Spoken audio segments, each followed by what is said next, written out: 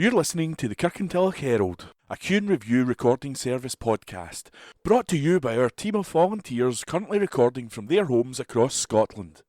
Whether you're listening via the BWBF online players, the telephone app, or our brand new Alexa skill, please phone us on 0141 772 3976 to feedback on what you want us to provide and improve upon.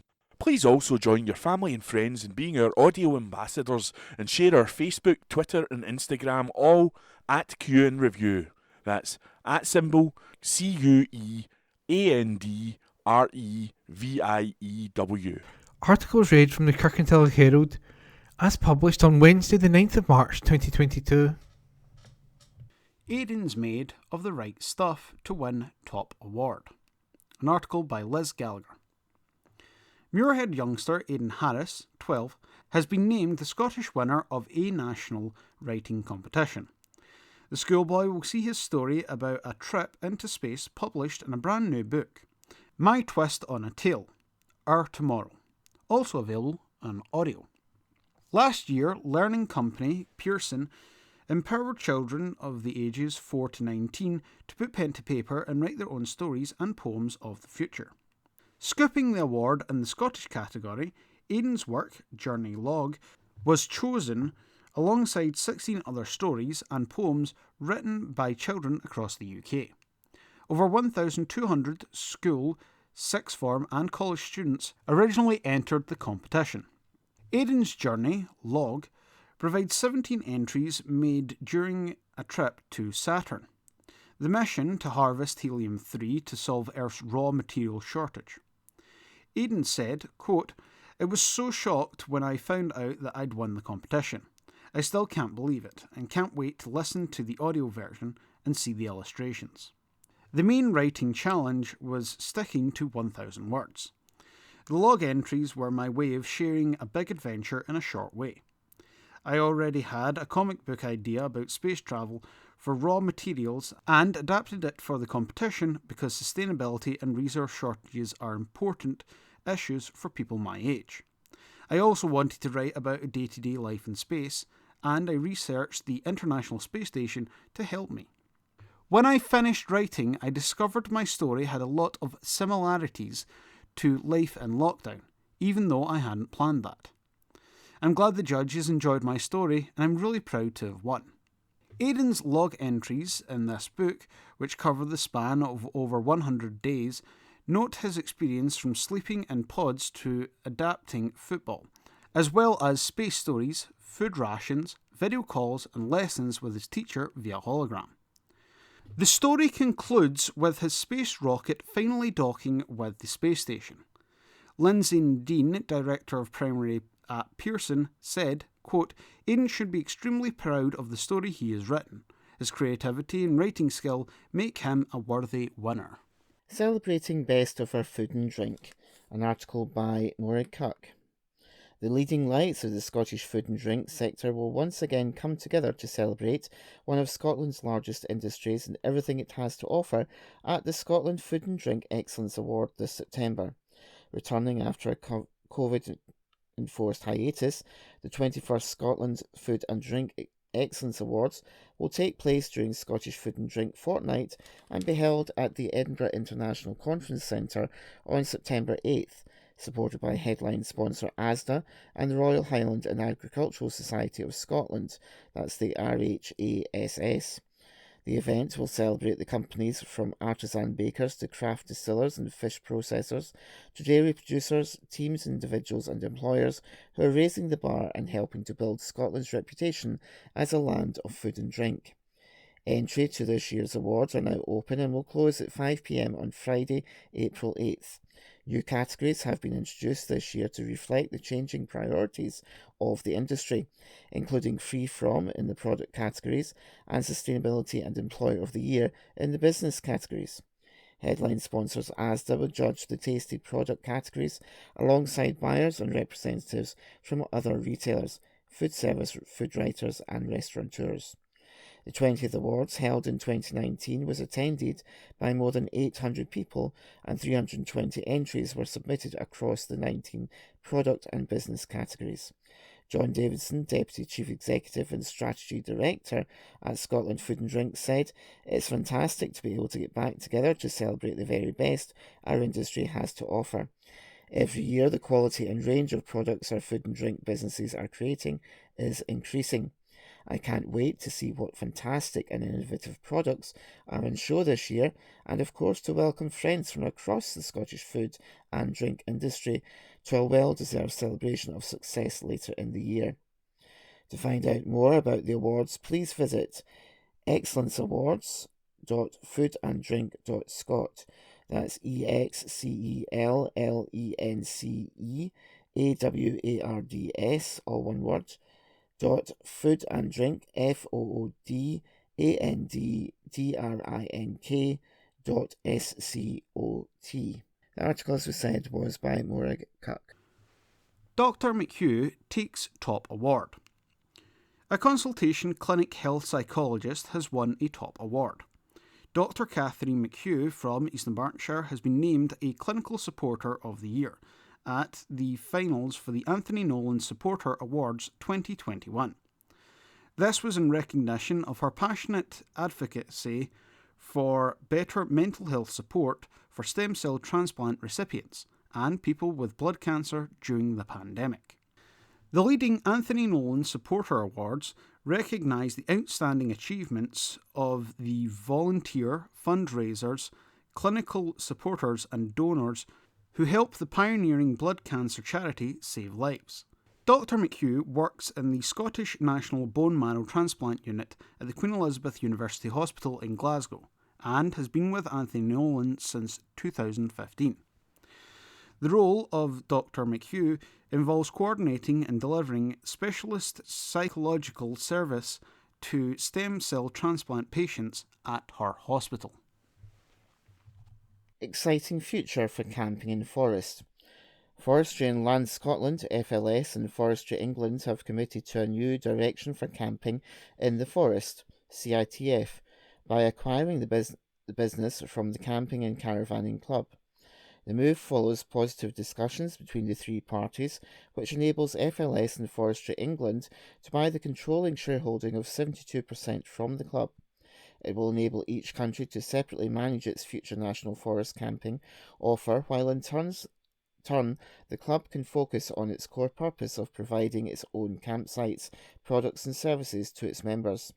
With staycations on the rise, the purchase will also make possible the potential expansion of the network of campsites beyond existing locations, enabling more people to get closer to nature. To ensure a seamless transition, the campsites will be operated by the club in 2022, maintaining the highest levels of service and experience for customers. FLS Chief Executive Simon Hodgson said, "Camping is an important and accessible activity, which is only going to become more popular as more people consider their carbon footprint and opt for staycations." As well as bringing people closer to nature and heightening their appreciation of the environment, holidaying in the fresh air in some of Scotland's most scenic forests locations is a great way to relax and recharge your batteries. Campers pitching up in CITF sites to eat, sleep, play and exercise within the National Forest every year number into many thousands, who can have a large impact on rural economies. Many hospitality, leisure and tourism businesses are able to operate and grow as a result. Fund to help with energy bills. Households in Scotland can now apply directly to a £4 million Scottish Government fund to help with soaring energy bills. Help is available via Advice Direct Scotland for individuals who are cutting back on their fuel use to pay for essential items such as food. Applicants to the Home Heating Support Fund will need to provide evidence they have received advice from an accredited debt or energy advice agency. Registrations for help can be made until the end of March, and more than 400 charities, organisations and advisors have already signed up as referral partners so they can make applications on behalf of their clients. This will remain the best way for people to access support. But for households which have not already applied via a referral partner and have basic digital skills, an online application can be made which requires evidence of energy bills and proof of financial difficulties. The application form is available at homeheatingadvice.scot/household-registration. That's homeheatingadvice.scot/registration. Anyone struggling with the application can contact Advice Direct Scotland advisors for free on 0808 800 9060. That's 0808 800 9060, who can also make applications to the fund on their behalf. Targeted funding from the Home Heating Support Fund will reflect each individual's circumstances, with extra support available for households where one person is over 75, living with a disability or illness, and or living in a remote or island community. Payments can be for electricity, oil, gas, LPG, coal or other forms of heating, and are made directly to the supplier. Helping to adopt.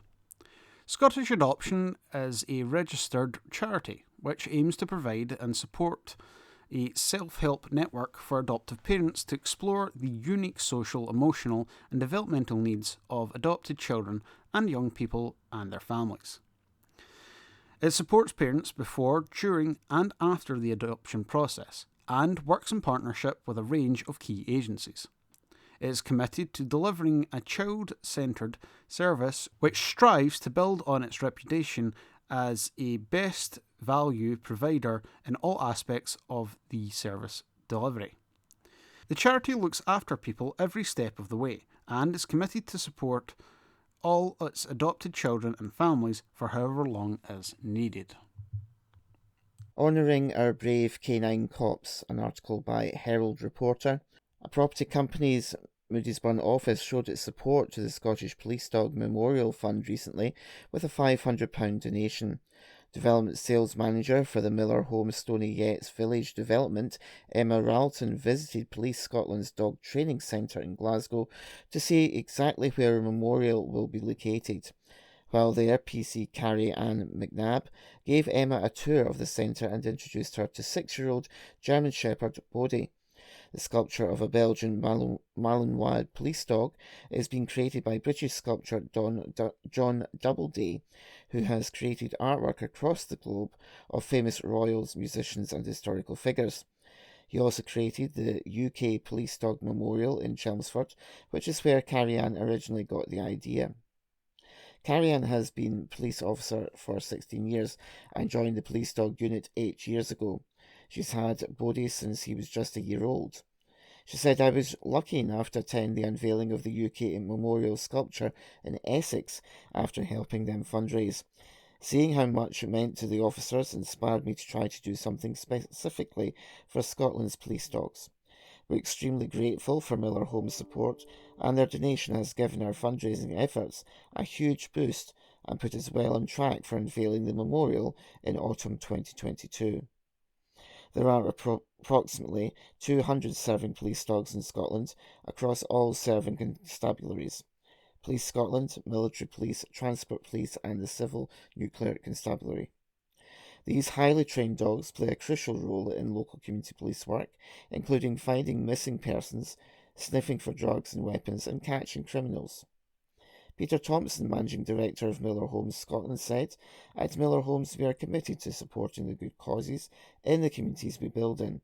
The important work police dogs undertake is invaluable to our communities, and we're delighted to contribute to this memorial, which will help them to be remembered and celebrated for their outstanding work. I look forward to seeing their finished sculpture in situ." Internet boost. Households and businesses will have significantly improved access to gigabit-capable fibre broadband years earlier than planned after a new deal was approved by North Lanarkshire Council. Up to £150 million could be spent over the initial 15-year deal with Comsword to transform the North Lanarkshire Council's digital infrastructure, significantly boosting school internet access and creating a free public Wi-Fi network across town centres and community facilities.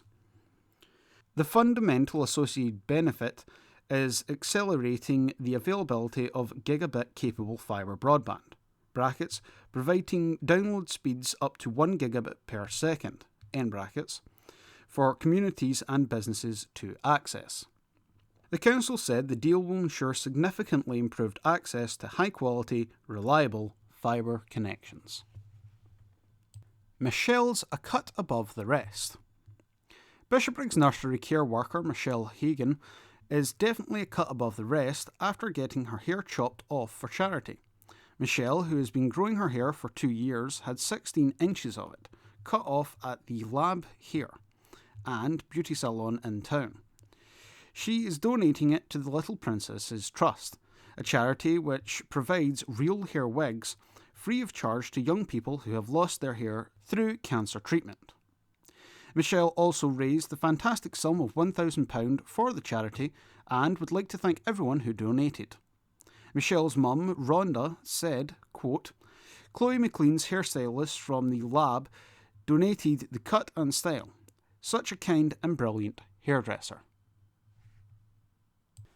MP blasts council for rejecting library plan. An article by Liz Gallagher.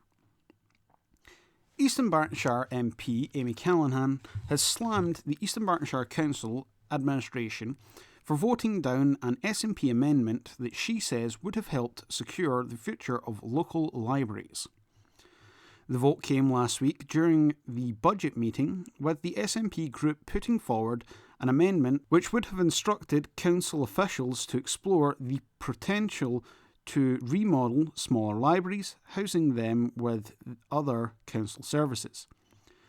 The proposal was put forward, according to the SNP group, with the view to safeguard the long-term future and viability of local libraries.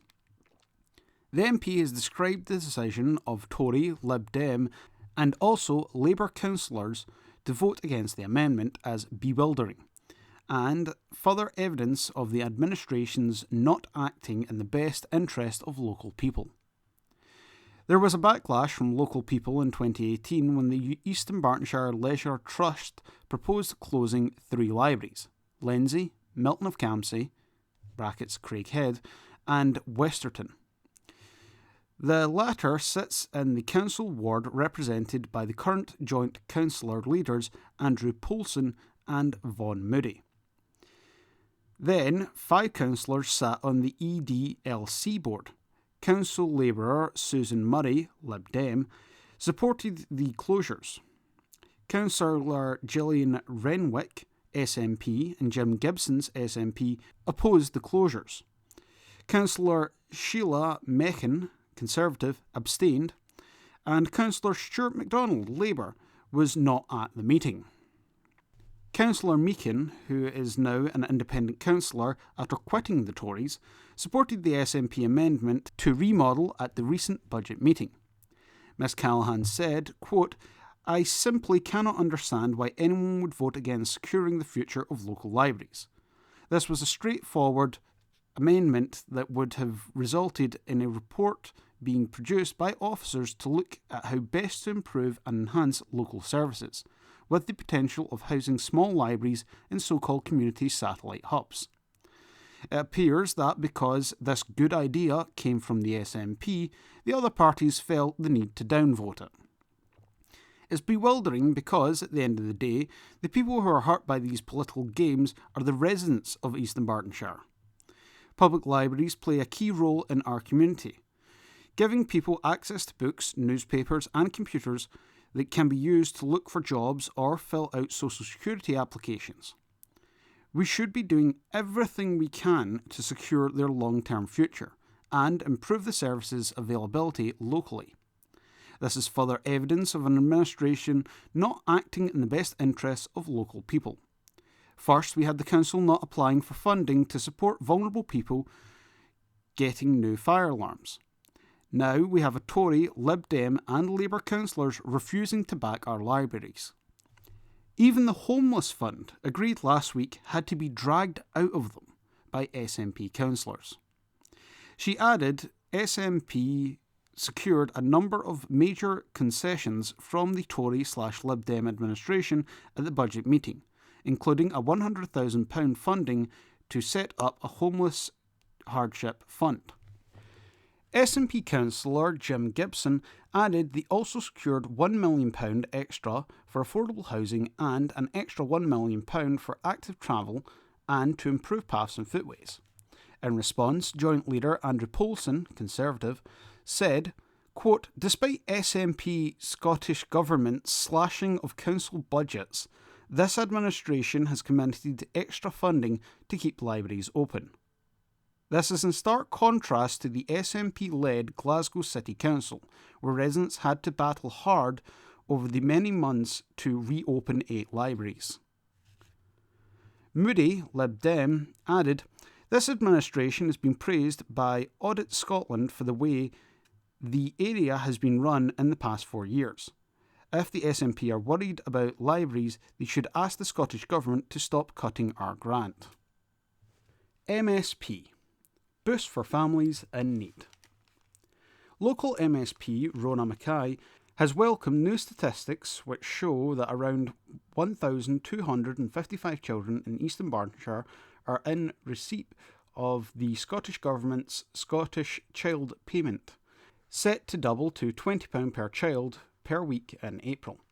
The payment was introduced in 2021 to support low-income families with children aged under 6 by providing regular additional financial support for families already in receipt of qualifying benefits. As of the 31st of December 2021, it is estimated that 104,000 children across Scotland were in receipt of Scottish Child Payment, equating to £45.2 million worth of payments by the Scottish Government.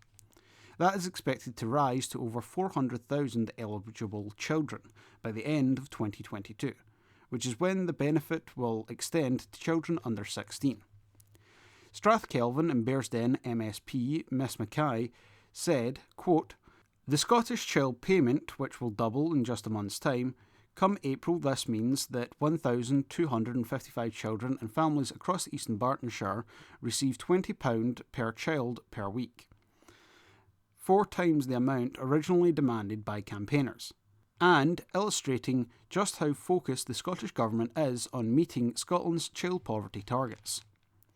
Once again, though, the tale of two governments is striking.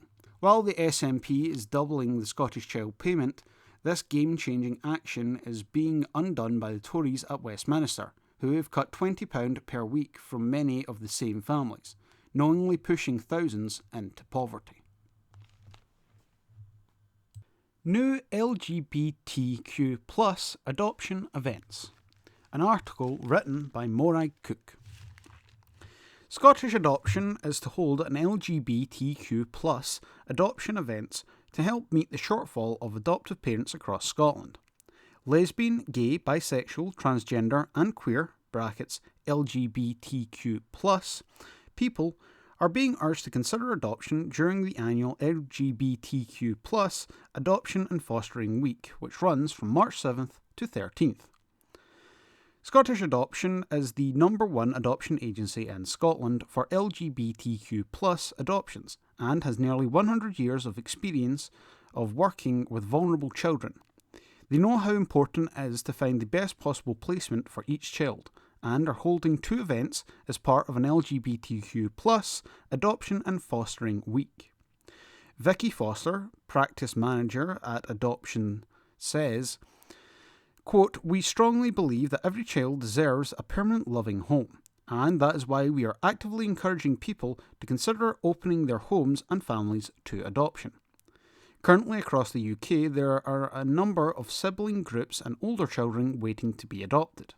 An older child in this context is considered to be a child that is 4 years plus, so really still very young. LGBTQ+ people often come to adoption as the first choice for expanding their family, bringing love and commitment and resourcefulness. Our experience tells us that LGBTQ+ people could help make up the shortfall of adoptive parents for for these particular groups of children across the UK. End quote. Scottish adoption events as part of LGBTQ+ Adoption and Fostering Week aim to highlight the need to find those who can offer a secure and loving home to some of the 14,458 children who are currently living in care in Scotland. The event will help spread the word and raise awareness about adoption within the LGBTQ+ community, highlighting the needs of children in their area who need loving families. Parent practitioner Stephen, who adopted through Scotland's adoption with his partner Dennis, said, quote, "Some people are still put off by fears that they won't be welcomed by agencies such as Scottish Adoption, but they shouldn't be. Scottish Adoption is so open and welcoming. I get to meet a lot of families in my role as a parent practitioner, and there is a diverse range of families from the LGBTQ+ community here, including plenty of parents who are single or, dare I say it, older. It's great to see how well these children are doing, and what positive and rewarding choice adoption can be." End quote. Until April 2022, Scottish Adoption made the decision to only accept applications from couples and individuals who are willing to consider adopting children who are in sibling groups or single older children, 4+. The decision was taken due to the profile of children wanting to be adopted changing. For more information about adoption in Central Scotland, call Scottish Adoption on 0131 553 5060 or visit www.scottishadoption.org. On its way for Ukraine. An article by Liz Gallagher. Local people have been rallying round to do their bit to help the people of Ukraine who have been forced to flee their war-torn country. Dozens of residents all around the area responded to an appeal on social media by Torrance family-run cycle store Solid Rock Cycles for provisions for refugees. Several van loads of essential supplies have been dropped off by Solid Rock Cycle owners Kelly and Mark Colquhoun and their kids Neve and Robbie at the Hindu Mandir Church at Glasgow, who are transporting the provisions to Poland. The appeal was organised by Kelly on the Cycle Store's Facebook page, and the family say they have been overwhelmed by the response. They posted, quote, "Feeling very grateful and generally overwhelmed by everyone's generosity. As always, in times of need, you only have to look around you to see good people trying to help. The big van is now full to the roof and will be going back to the shop for a refill as we have at least another van load. The pickup is also full to bursting. It's been bonkers, but we made it to Hindu Mandir and dropping off all your very generous donations. The volunteers at Hindu Mandir are just amazed. They are so kind and positive. Only good things can happen when everyone comes together. Everyone that didn't manage over and still wants to help, the group are desperately trying to raise funds for fuel to get to Poland. Donations ranged from cash to first aid supplies, nappies, baby bottles, blankets, quilts and towels. Meanwhile, an appeal by David Brackenridge, pastor of Home Church in Kirkintilloch, helped raise almost £10,000 to help Ukrainian refugees within just 24 hours. By Thursday, it had passed the £17,000 mark. The church is also staging a special fundraising concert at the Home Church in Kirkintilloch on Saturday, March 26th at 6 p.m. Dave said, quote, "I'm blown away by the response," end quote. Donate to the Home Church appeal at www.homechurch.scot/giving. Donate to the Solid Rock Cycle appeal at www.justgiving.com/crowdfunding/helping Ukraine. Residents can recycle more. Residents will be able to recycle more than ever with a major expansion of the types of plastics that can be included in the brown bin beginning this month. From Monday, March 28th, there will be a significant increase in the types of items which the Council can accept from its curbside recycling collections. In addition to plastic bottles such as shampoos, detergent and drinking bottles, the following can now be put into your brown bin and diverted from landfill. Examples: tin foil, carrier bags, bread bags and vegetable bags, plastic trays from microwave meals, fruit punnets or biscuits, plastic tubs such as margarine or ice cream tubs, plastic pots such as those from yogurt, puddings, noodles and soup. All items must be clean and empty to be successfully recycled. This is to ensure the many tons of plastic collected make it through the recycling process successfully. Any residents who cannot access the Council's recycling facilities are encouraged to get in touch. Warning over census scammers.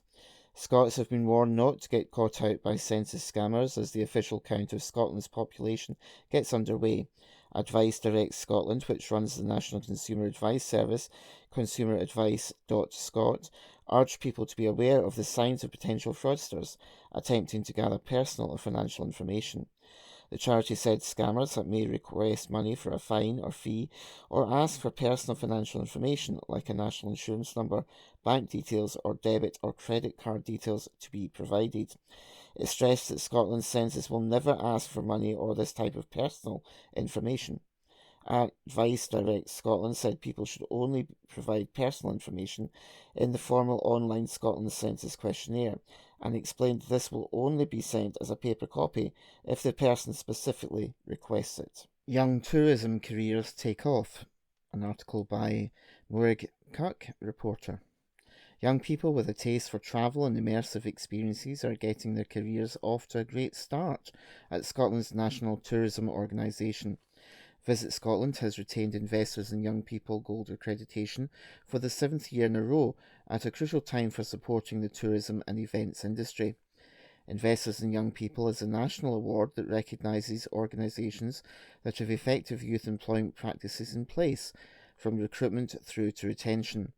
Developing the skills of employees and recruiting future leaders in tourism and events is a key focus for Visit Scotland as the industry continues to recover from the COVID-19 pandemic and as it works to support the ambition of Outlook 2030 for Scotland to be a world leader in 21st century tourism.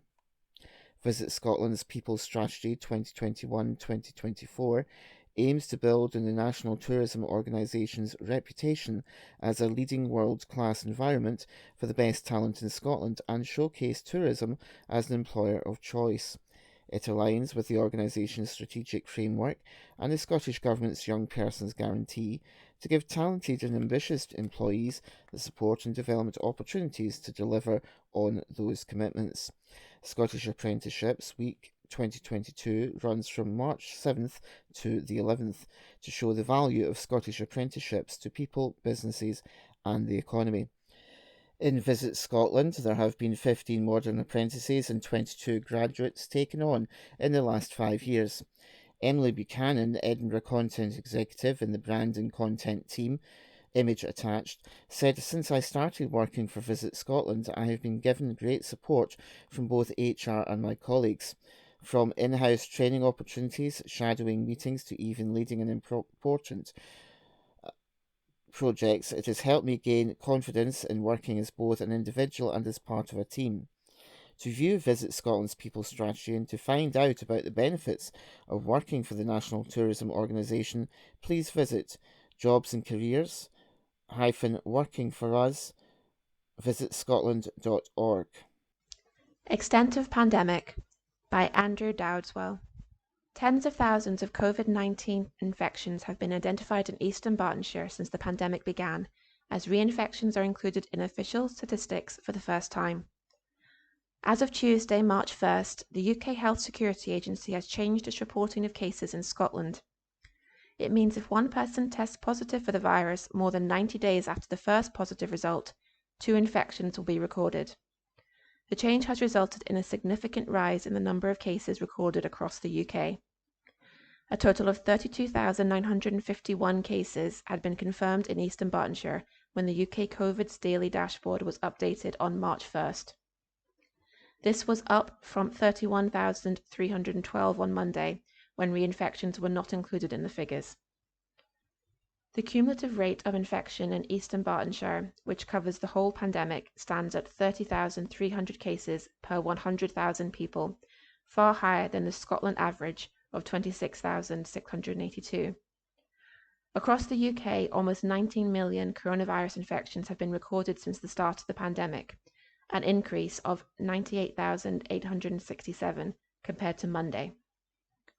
Reinfections for England and Northern Ireland have been reported by the UK HSA since January 31st. The dashboard shows 249 people had died in the area by March 1st. It means there have been 4 deaths in the week previous, which is an increase on 2 the previous week.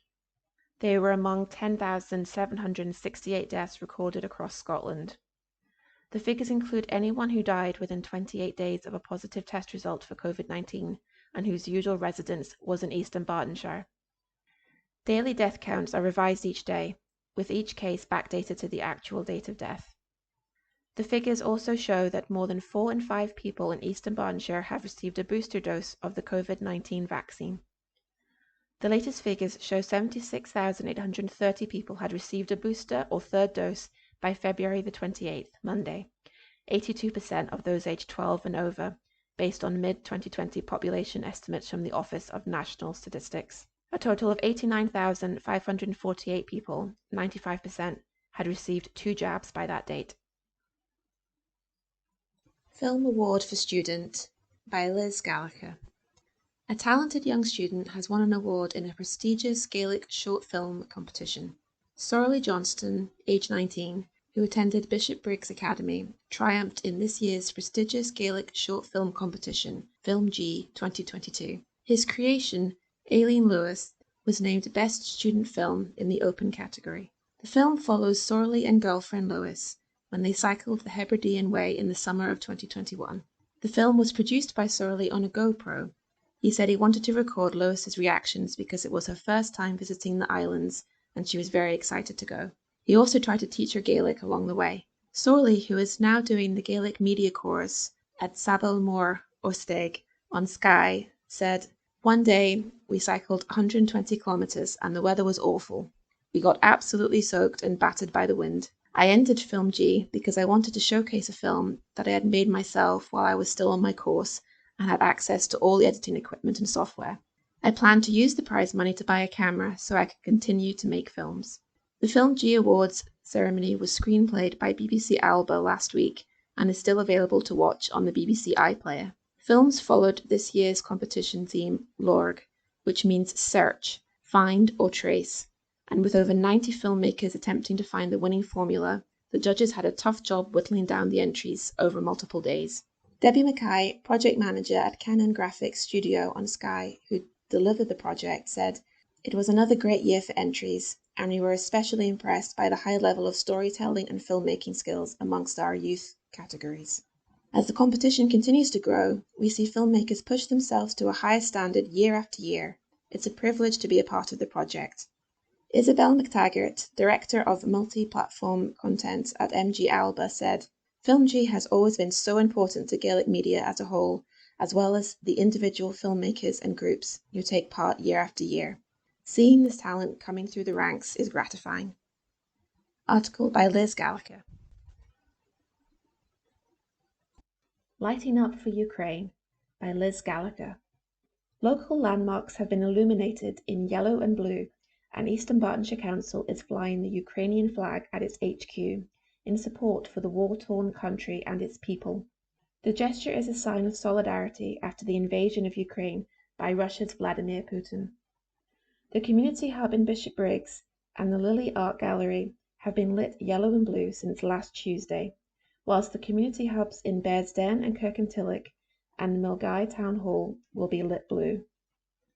Meanwhile, the Ukrainian flag will be flown at the council headquarters at South Bank Marina, and Provost Gary Hughes says he has written to the UK-Russian ambassador calling on Russia to cease its attack and recognise international law. The council said the letter also reinforces Eastern Bartonshire's commitment to helping Ukrainians in any way it can if called upon. Joint Council leader Councillor Andrew Paulson said, "I am appalled by the actions of Russia's illegal invasion. In Eastern Bartonshire, we want to show our support to the Ukrainian people their spirit and the bravery they are showing amidst this cowardly and horrifying attack.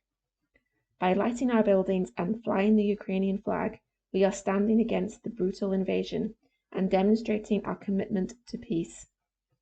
We are saying to the Ukrainian people that they are in our thoughts and we stand firmly with them. Joint Leader Councillor Vaughan Moody added, "Like the majority of the world, I have been watching in horror at the attacks. When watching the scenes unfold, it is easy to feel helpless. We hope by making these gestures we are showing the world, and most importantly the people of Ukraine, that we not only support them at this time, but we are ready to help them in any way we can." Eastern Bartonshire MP Amy Callaghan, in a letter to Chief Executive Jerry Corns on Friday, February 25th, had called on the council to illuminate local landmarks to show support for people in the war-torn country, as well as requesting the area stands ready to offer shelter to displaced people. Article by Liz Gallagher. Make sure you're registered to vote. Everyone who is 16 or over and resident in Scotland is being encouraged to register to vote so they can participate in the council elections on Thursday, May 5th. The Electoral Commission is running Welcome to Your Vote Day tomorrow, Thursday, to raise awareness amongst recently enfranchised foreign citizens about their right to vote in the upcoming council elections in Scotland. Councils make decisions on a range of issues which affect our everyday lives, including education, social care, housing, leisure services, and rubbish and recycling collection. Jerry Corners, the returning officer for Eastern Bartonshire, said, "Due to recent changes in the law in Scotland, these elections will also be the first opportunity for many new Scots to have their say on who they want to represent them in their council. You must be registered to vote by midnight on Monday, April 18th, to participate in these elections. You can register now at gov.uk/register to vote. It is easy to do and only takes 5 minutes. There are a number of ways to have your say in the election in May. You can vote at a polling place, by post, or by appointing someone you trust to vote on your behalf, which is known as a proxy vote. I would encourage as many people as possible to register so they will have the option of taking part in local democracy on the 5th of May. For more information about voting in elections in Scotland, go to the Electoral Commission's website at www.electoralcommission.org.uk/voter. The Importance of Access to Regular Dental Checkups by Dr. Frank Dunn. It is without dispute that the socialist politician Aneurin Bevan was the architect of the National Health Service. Bevan hailed from the mining town of Tredegar in South Wales. He left school without qualifications, but educated himself and became more and more involved in the Labour Party. He was elected as an MP in 1929 and was made Secretary of State for Health in 1945.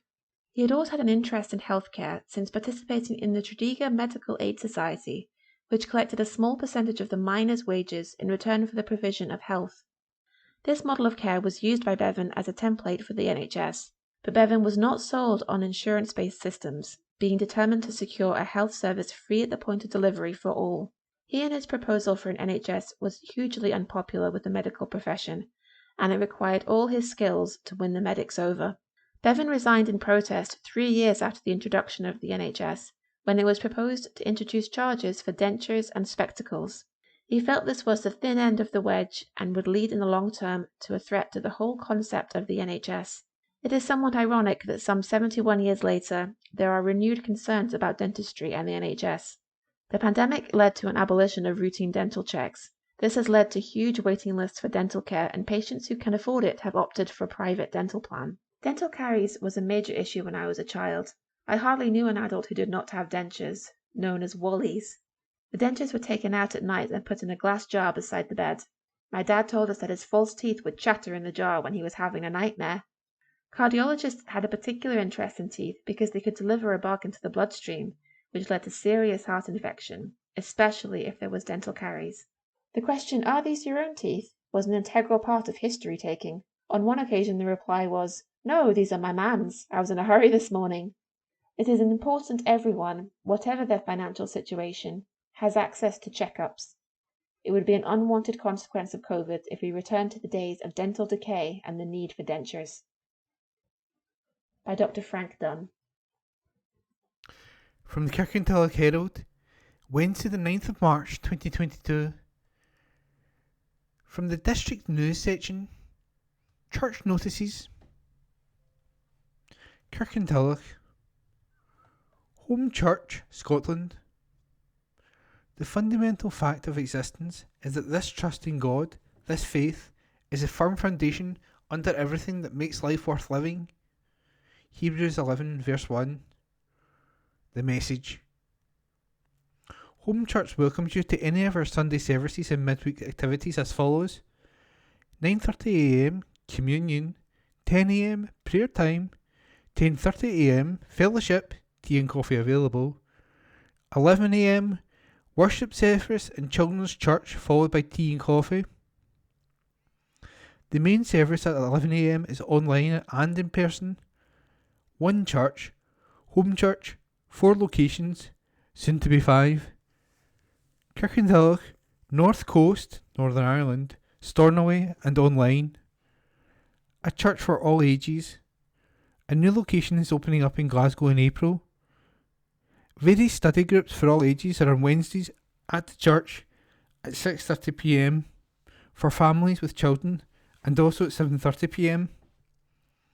Also, Zoom meetings for those who live at a distance. See Facebook and Instagram for up-to-date information. Kirkintilloch Church of God. The usual Sunday Good News service at Regent Hall, Regent Street, remains cancelled for the time being. We are still continuing our Zoom services on Sunday evenings at 6:30pm. The speaker this Sunday will be Lindsay Woods. A warm invitation to everyone who is able to join us on Zoom. Access details for the stream can be obtained by emailing hello@regenthall.org. Come to the coffee corner on Wednesday from noon until 2pm for home baking and coffee. COVID safe measures are in place. For up-to-date and further information, visit our website on www.regenthall.org. Jesus said, "Do not let your hearts be troubled. You believe in God, believe also in me." John 14 verse 1. St David's Memorial Park Church. At St David's Memorial Park Church, our morning service on 13th of March 2022 will be at our usual time of 10:30am and will be led by our Church of Scotland reader, John Nicholson. During our morning worship, school-aged children will have the opportunity to go through to our halls for their own time of fun and learning with JAM. All are welcome to attend our service. We would ask that you continue to wear a face mask during the service unless exempt from doing so. We look forward to welcoming you to the church. St Columba's Church. Do join us for our Sunday morning service at 10:30am each week, where we consider to study the Gospel of Luke together. We also have a children and young people's ministry running alongside the service on a Sunday morning, and visitors' children are always welcome. You're also most welcome to our midweek service at 10am on a Wednesday, as we look together at the Book of Acts. We'd be really glad to meet you and join you for tea or coffee or juice after either of these services, if you're able to stay for that. If you can't come into a service in person, you can still connect with us by live stream via our website on www.kirkintillochstcolumbus.org.uk or by searching for St Columba's Kirkintilloch on YouTube. We also have a full programme of events during the week, including Little Fishies, our community carer and toddler group, and the first Kirkintilloch Boys Brigade. Please see the church website for more details. Reverend Philip Wright, Minister, St Columba's, Kirkintilloch, Old Isle Road, Kirkintilloch, G66 3HQ. P. Wright at churchofscotland.org.uk. St James Church, Hilton Road, Bishopbriggs. Rector the Reverend Paul Watson, 0141 230 4080. The church is now open for socially distanced services, face masks essential, this Thursday at 11am and on Sunday at 9am and at 10:30am. Everyone is welcome to come along to any of these services. Do stay on for tea or coffee and fellowship afterwards while regulations permit. The Meditation Labyrinth is still available in the car park for a mindful walk around. There are also other virtual services and groups. For up-to-date and further information, refer to our social media. Facebook, St James the Less Bishopbriggs. Website, www.stjamesbishopbriggs.org.uk. Colston Wellpack Church. A warm welcome to our morning service this Sunday at 11am, led by Reverend Leslie Grieve. Tea and coffee will be served after the service. The Colston Art Club continues every Monday from 10am to 1pm and is open to all who enjoy art and good company. The food bank remains open every Monday and Friday from 2pm to 4pm. And to all who contribute to this worthwhile cause, we give you a very special and sincere thank you. The Bible study will be on this Wednesday, March the 9th, at 7:30pm in the church hall. All church organisations and groups are working hard to return to normal activities as soon as possible.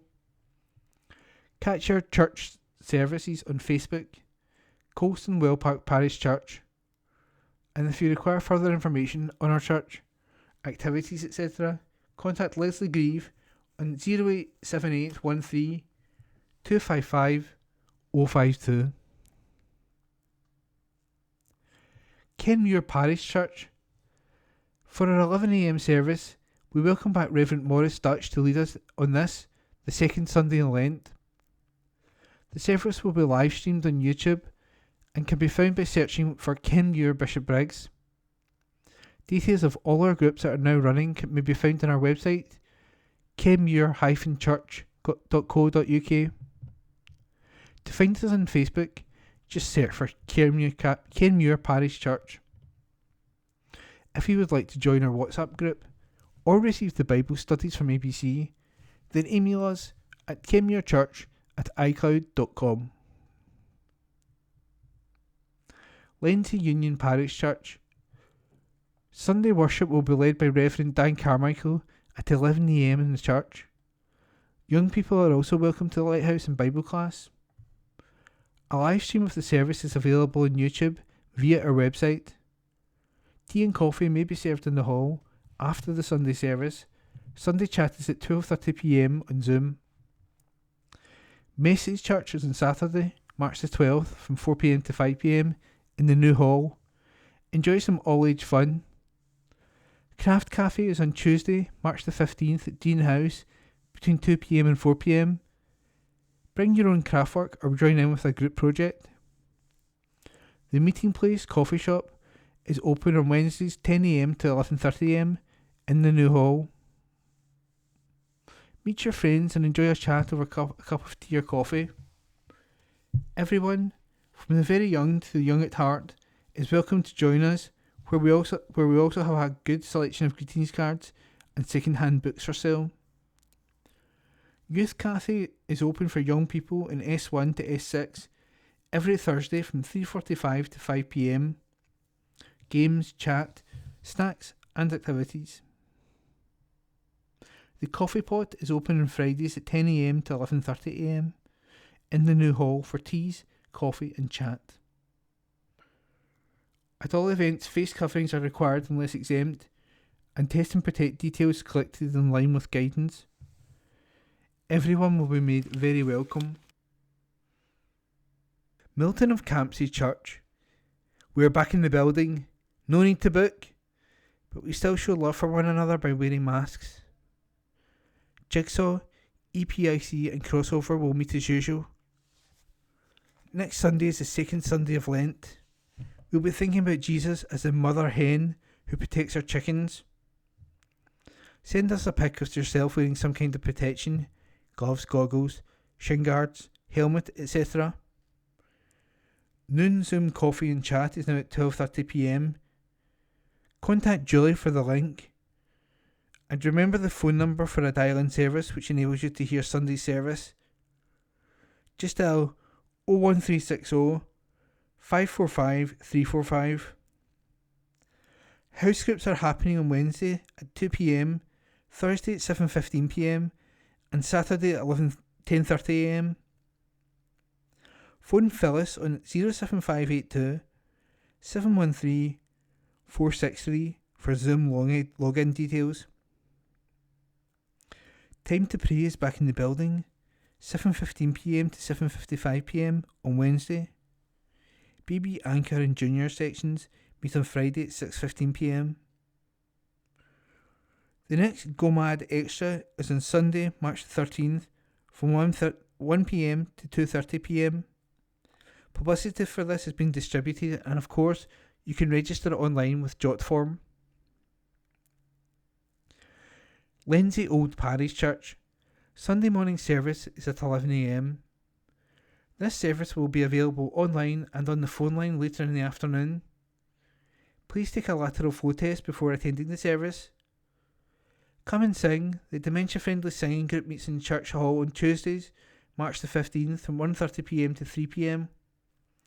Thursday Club meets on March the 24th from 2pm to 4pm for tea, coffee, games and chat. And that was this week's church notices from the district news section of the Kirkintilloch Herald. From the Kirkintilloch Herald, Wednesday the 9th of March 2022, from the district news section. Summer Youth Show. The Kirkintilloch players are delighted to announce that our youth summer show is back. This year it is going to be Sister Act, Junior, a musical filled with catchy songs and a wide variety of fantastic parts. If you're primary 6 to 6 year, or the equivalent age, and you're interested in theatre, then we'd love to see you at the Turret Theatre for our auditions. The Kirky players are nearly 100 years old, so what better time to get involved? You'll make new friends, learn new skills and have a fantastic time. For more info, please see our Facebook page where you will find video and or email kpyouthconvener@gmail.com for more info. Live theatre is back and we'd love you to be a part of it. Kirkintilloch Players is an amateur drama company and a Scottish charity, SC002574, regulated by the Scottish Charity Regulator, OSCR. Website is www.kirkintillochplayers.co.uk. Milton of Campsie, SWI. Today, Wednesday, March the 9th, is our next meeting in the Village Hall at 7:30pm. It's a Calamity Jane film night. Popcorn, chalk ice and soft drinks available. No competition tonight, but we will be having a raffle. Visitors welcome, £4. Spring Booster. Spring Booster jabs are being offered to those aged 75 and over and people at highest risk of severe COVID-19 disease from this week. To protect these groups, a spring booster dose will be offered at least 24 weeks after the last vaccine dose to adults aged 75 years and over, residents in care homes for older adults, and individuals aged 12 years and over who are immunosuppressed. Following recent advice from the Joint Committee on Vaccination and Immunisation, GCVI, letters are now being sent out to parents and guardians inviting children aged 5 to 11 for their first vaccination appointments. Children in this age group with specific medical conditions have already been invited. Health Secretary Hamza Yousaf said, "We know that those in high priority groups are at a greater risk of serious illness from COVID-19 and I therefore welcome the start of the rollout which will offer a further dose to these people. Vaccination has been our most effective tool against coronavirus. However, the degree of protection offered wanes over time, which is why booster vaccination is needed to maintain the best protection against COVID-19 for those at the highest risk of severe effects of the virus. The additional booster dose will improve your level of protection significantly, and is the best way to protect your health and those around you. I continue to encourage everyone to receive the doses they are eligible for as and when they become available. Net Zero Heroes. Energy company SSE has kicked off its latest apprenticeship recruitment campaign as it looks to step up delivery of its £12.5 billion Net Zero Acceleration Programme. The business has said it needs a green army of energy workers for a range of positions across the UK as it looks to deliver net zero. Director of HR at SSE, John Stewart, said, "I very much see apprentices as being a key component of the workforce to deliver our net zero acceleration programme. Really ambitious climate change targets have been set, and going forward, we think that young people have a great opportunity to become the next generation of low carbon workers and to help us make good on these commitments. Our apprenticeship programme is really big by UK standards. It gives young people a fantastic platform to earn while they learn and secure long-term sustainable careers at a company that is leading the way in the fight against climate change. This year, the business is recruiting for 90 positions. Many of the roles available are in rural areas, providing high-quality, well-paid training opportunities which support local economies and communities. Visit careers.sse.com/apprenticeships-and-trainees. Voice from Holyrood. Wind farms are the green future, by Ross Greer, MSP. It's hard not to feel distraught at events in Ukraine over the last fortnight. Putin's invasion was an unprovoked attack on a democratic country, and we must show solidarity with the people of Ukraine and the many Russians who oppose this war in whatever way we can. The UK government were far too slow to cut ties and announce sanctions on Russia and the Putin-linked oligarchs who have bought influence and power here for years. One of the first actions taken by a European government, however, was the axing of Nord Stream 2 by Germany, a decision taken by my Green colleague, the Vice-Chancellor Robert Habeck. Nord Stream 2 was an £8.3 billion project to supply Germany with Russian gas via the Baltic Sea. It would have covered a massive 70% of Germany's natural gas consumption. Its cancellation will hit Russia hard. Fossil fuels account for 50% of all of Russia's exports. The German government were honest with their citizens, acknowledging that this will drive up already surging gas prices, but it was an essential step to protect freedom and democracy on our continent. Here in Scotland, there are serious lessons to be learnt.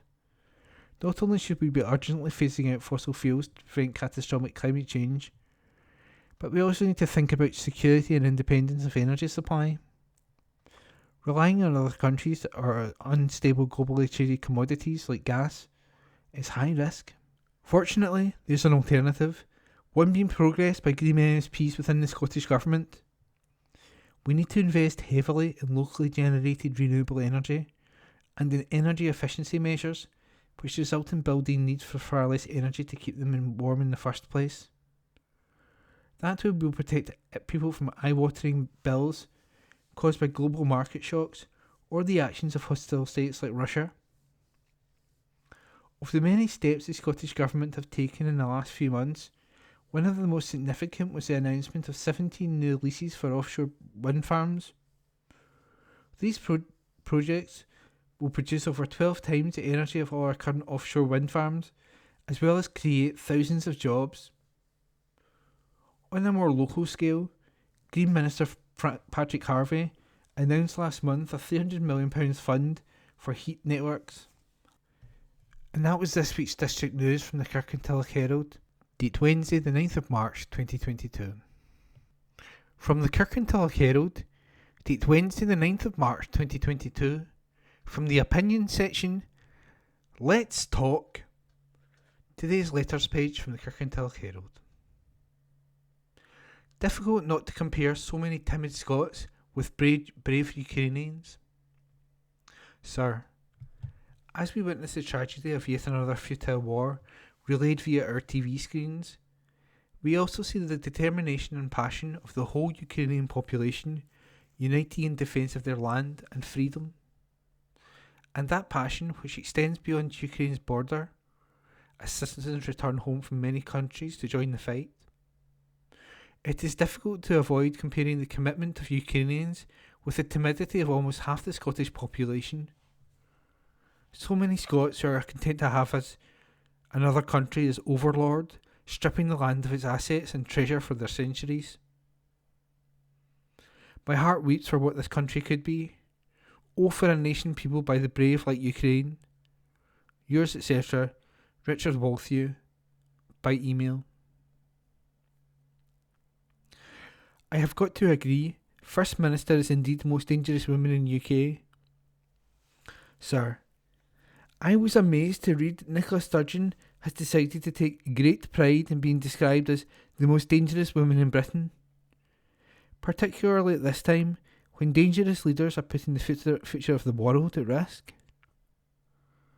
Dangerous people rarely accept alternative views or criticism.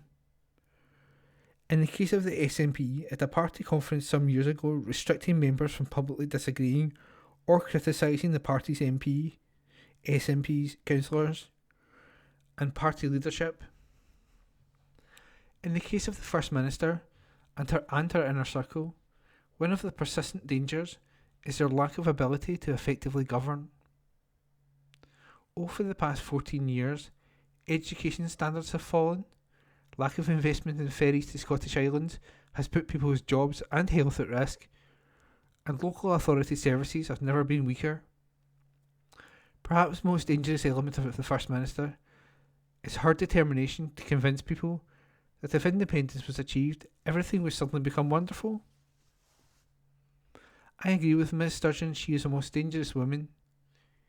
Equally, I have no difficulty in recognising Boris Johnson as the most dangerous man. Yours, etc., Finlay Craig, by email. It's planetary cooling we should be fearing, not planetary warming. Sir, to maintain today's level of modern civilization worldwide, we need reliable, adequate power sources all day and every day. The following are thus ruled out: sun, wind and water, dependent renewables, which demand predictably constant natural forces to keep operating. Adequate batteries or other means of power storage, despite development over the past century, are not available to us. Power from nuclear fission, available in many modern countries, is, actually, the safest method of electricity generation. Gaining every source of energy carries hazards, the most obviously exemplified by coal mining. Those fearing the hypothetical but unproven man-made intensification of natural climate changes can be reassured that, from the UK at least, greenhouse gas output is so tiny as to be negligible. Other nations with permanent man-made carbon dioxide, CO2, release, China, India, Russia, and very many more, yield the great bulk of the world's greenhouse gases. Far from being toxic to life, CO2 is absolutely vital for the greening of the planet's vegetation and the growth of crops.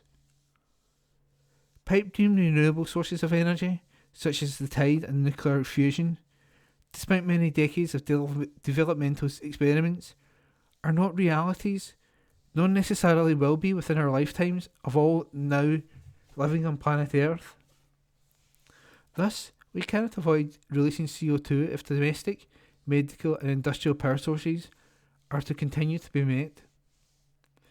Although pipe dream silver linings may appear, we cannot afford to await them. They may not materialise. Moreover, since a grand solar minimum is developing, the Earth is now cooling. Thus much of the world should fear not overheating, but worsening cold. Yours, etc., Charles Wardrop. Address supplied. And that was the letters from this week's Let's Talk page. Eastern Bartonshire Council Public Notices. Eastern Bartonshire Licensing Board, Gambling Act 2005, Statement of Licensing Principles. In terms of Section 349 of the Gambling Act 2005, Eastern Bartonshire Licensing Board intends to publish a statement of the principles it proposes to apply in exercising its licensing functions under the Act during the 3-year period from the 11th of April 2022. The statement of principles will be published on the 11th of March 2022. The statement will be published on Eastern Bartonshire Council's website at easternbarton.gov.uk and will also be available for inspection at any of Eastern Bartonshire Council's community hubs. These are located at the under-noted addresses in Kirkintilloch, Lennoxtown, Bishopbriggs and Bearsden. Due to the COVID-19 pandemic, inspection is by appointment only. For further details and to book an appointment, please call 0300 123 4510 or email customerservices@easternbarton.gov.uk. That's customerservices @easternbarton.gov.uk. The Statement of Principles will come into effect on the 11th of April 2022. Karen Donnelly, Clerk of the Licensing Board, under note of addresses: Kirkintilloch Community Hub, 24 West High Street, Kirkintilloch, G66 1AD. Lennoxtown Community Hub, 46 Main Street, Lennoxtown, G66 7JJ.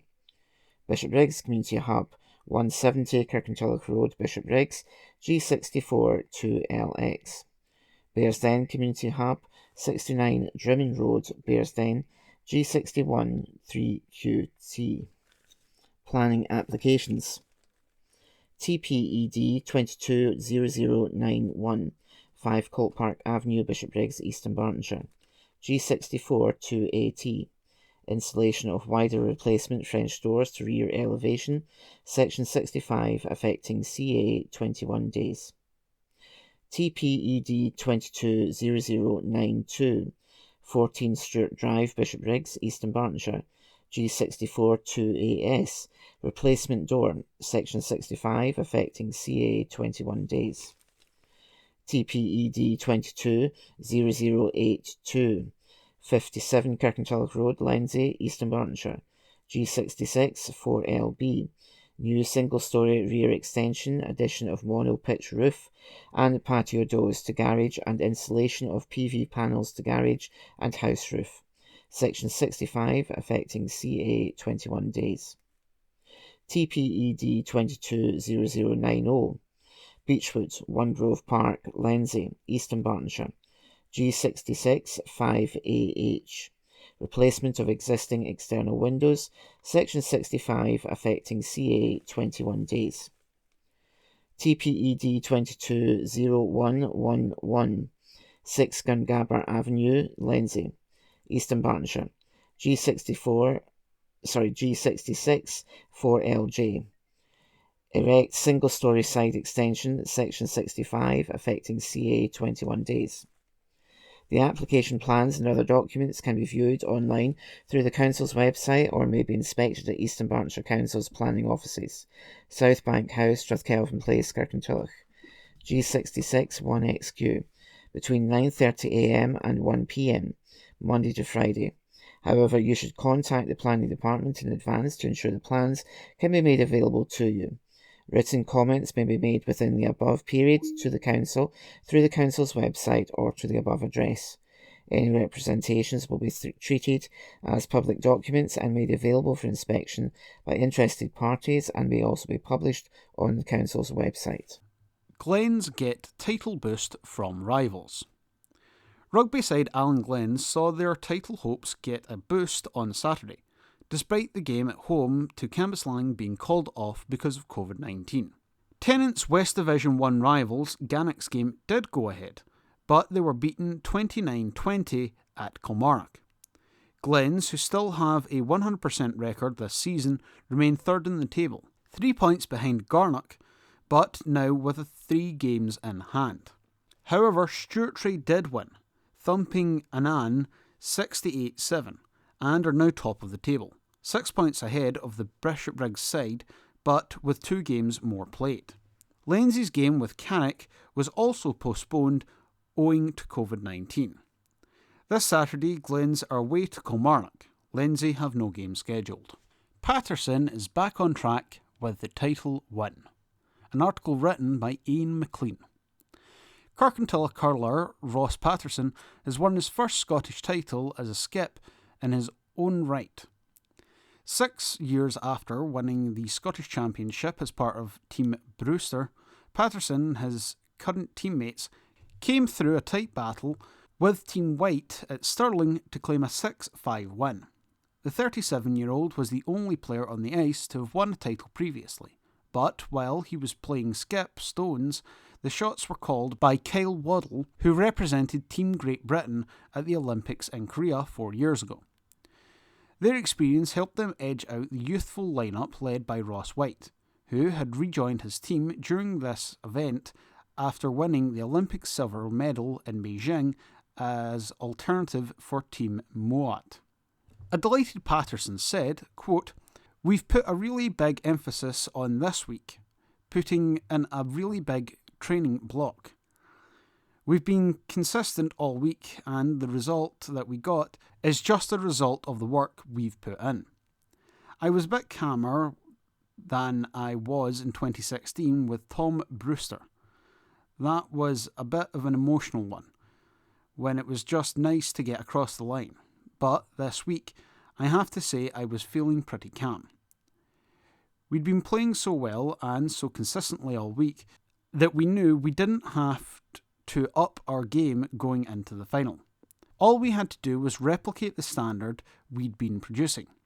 We had a semi-final where we had confidence that we had to come in and repeat that, and we knew if we did, we would be really close. We've struggled against Team White previously, but this year we know how good we are as a team and how hard we've worked. We've taken confidence from that and feel we're back on track to where we want to be." He said having former skipper Brewster back in the camp, working with them as coach, had made an impact, as they seek to return to the level which they saw them win a Grand Slam title in Canada. Only the second Scottish men's team ever to do so, in their first season together in 2018-2019. Tom had a big influence on my career, previously when I played with him, so to have him back on the board this season has been brilliant, he said. Petershill ready for Scottish Cup Challenge. Petershill are through to the last 16 of the South Challenge Cup after winning a 1-0 win at Cumbernauld United. A goal by Evan Galasso 6 minutes from time was enough to give the Conference C-side victory over their Premier Division opponents and book a 5th round trip to Lowland League side Bo'ness United. The win was also the perfect preparation for Peasies as they get set to take on another Premier Division side, Largs Thistle, away from home this Saturday in the quarter-finals of the Scottish Junior Cup. There was disappointment, however, for Ashfield, who went down 2-0 at home to St Cadoc's in WOSFL Conference B clash. The match looked to be heading for a goalless draw, but the deadlock was broken by Dylan Dykes 12 minutes from time, and Chris Dallas added a second. This Saturday, Ashfield, currently sitting in 9th position in the table, are away to 5th placed Thornywood United. Glasgow Perthshire, who had no matches last weekend, will be at home to Kilsyth Rangers on Saturday in a Conference C encounter. Ashfield has also confirmed that Michael Oliver, currently manager of Kirkintilloch amateur side Hearstanes, will take over as boss at Ashfield at the end of the season. Oliver, a former Clyde, Cumbernauld Colts and East Stirlingshire defender, will succeed Paul Maxwell, who announced his resignation at the end of the year to focus on his role as managing director of the Ashfield Academy. Oliver will be joined at Ashfield by his assistant Jamie Broadfoot, who will take over from Ryan Dackhill. Rob Roy ready for huge test. Written by Ian McLean. Opportunity knocks for Kirkintilloch Rob Roy this Saturday as they face Arthurlie at Guy Meadows with a place in the semi-finals of the Scottish Junior Cup at stake. Much of the attention recently has been on the club's off-the-field efforts to secure return to Kirkintilloch. But managers Stuart Maxwell's focus this week is very much on what happens on the pitch and a competition which has a revered place in the club's history. Rob Roy have lifted the trophy on 3 occasions and have beaten finalists 5 times. In the 60th anniversary of their last triumph in 1962, Maxwell would like nothing more than to add another chapter to the story. But he knows it won't be easy against an Arthurlie side who, although they play a tier below Premier Division, Rob Roy, are having a fine season and are unbeaten in the league, with 20 wins and just 1 draw from 21 matches. Preparations haven't been ideal. Friday's 1-0 derby defeat at Rosvale followed a Kilmarnock Pie League Cup tie against conference strugglers Larnock last Monday, which Rabs somehow contrived to lose on penalties after being 2-0 up with a minute to play. Maxwell felt his side weren't rewarded for dominant performances in both games, but they paid the price for not taking their chances, and he knows they can't afford a similar mistake against Arthurlie. He said, quote, "I'm under no illusions how tough a game it will be. Rob Roy are a traditional Scottish Cup team, but have not had a lot of success in recent years. To get the Holy Grail, if you will call it that, would be massive, especially with everything the club has gone through recently. It shouldn't be underestimated how good a support we've got, and how good a community. Ultimately, players do things for themselves, as a group, and as individuals, but I'd love to see them do it for the club and the community. When you get chances at this level, you've got to be clinical. We've got a lot of younger players in our squad, and if you want to make a reputation for yourself, it's the big games where it matters. You've got to produce in the big games and be able to handle the pressure of playing at a top club like Rob Roy. There's a demand that comes with playing with this club." Rossvale stuns Rabs after early red card. Rossvale took the derby bragging rights from Friday night's clash with Kirkintilloch Rob Roy, despite playing almost all the match with only 10 men. Vale were dealt a blow just 9 minutes into the WOSFL Premier Division encounter at Petershill when Brad Roden was red-carded for a wild challenge on Chris O'Kane.